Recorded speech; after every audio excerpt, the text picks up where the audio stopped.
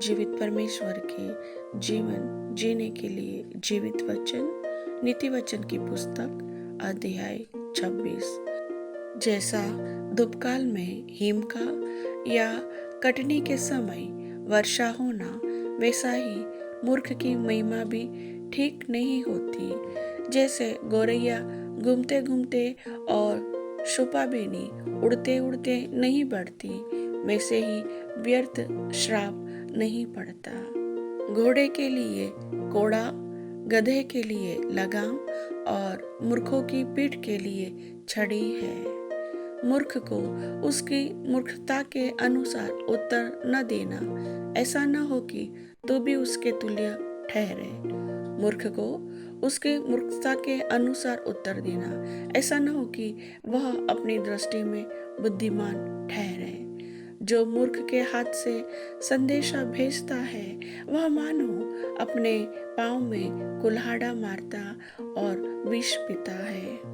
जैसे लंगड़े के पाँव लड़खड़ाते हैं, वैसे ही मूर्खों के मुंह में नीति वचन होता है। जैसे पत्थरों के ढेर में मणियों की थैली, वैसे ही मूर्ख को महिमा देनी होती है। जैसे मतवाले के हाथ में कांटा गड़ता है, वैसे ही मूर्खों का कहा हुआ नीति वचन भी दुखदायी होता है। जैसा कोई तीरंदाज जो अकारण सबको मारता हो, वैसा ही मूर्खों या राहगीरों का मजदूरी में लगाने वाला भी होता है। जैसे कुत्ता अपनी छाट को चाटता है, वैसे ही मूर्ख अपनी मूर्खता को दोहराता है।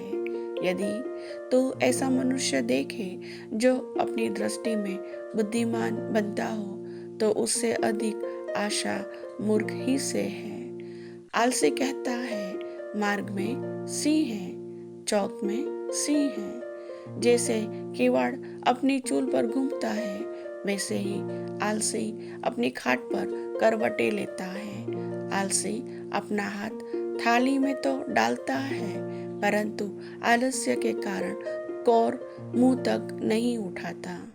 आलसी अपने को ठीक उत्तर देने वाले 7 मनुष्य से भी अधिक बुद्धिमान समझता है। जो मार्ग पर चलते हुए पराये झगड़े में विघ्न डालता है, वह उसके समान है जो कुत्ते को कानों से पकड़ता है। जैसा एक पागल जो जहरीले तीर मारता है, वैसा ही वह भी होता है जो अपने पड़ोसी को धोखा देकर कहता है, मैं तो मजाक कर रहा था।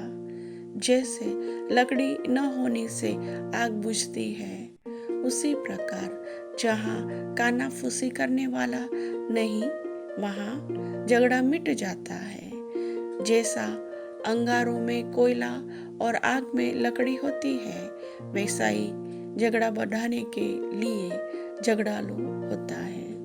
कानाफूसी करने वाले के वचन स्वादिष्ट भोजन के समान भीतर उतर जाते हैं। जैसा कोई चांदी का पानी चढ़ाया हुआ मिट्टी का बर्तन हो, वैसा ही बुरे मन वाले के प्रेम भरे वचन होते हैं। जो मेरी बात से तो अपने को भोला बनाता है, परंतु अपने भीतर छल रखता है।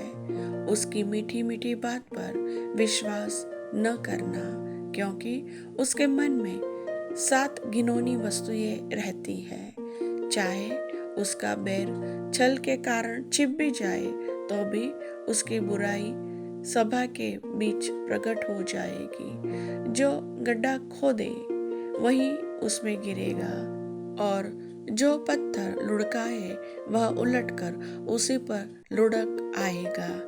जिसने किसी को झूठी बातों से घायल किया हो, वह उससे बैर रखता है, और चिकनी चुपड़ी बात बोलने वाला विनाश का कारण होता है।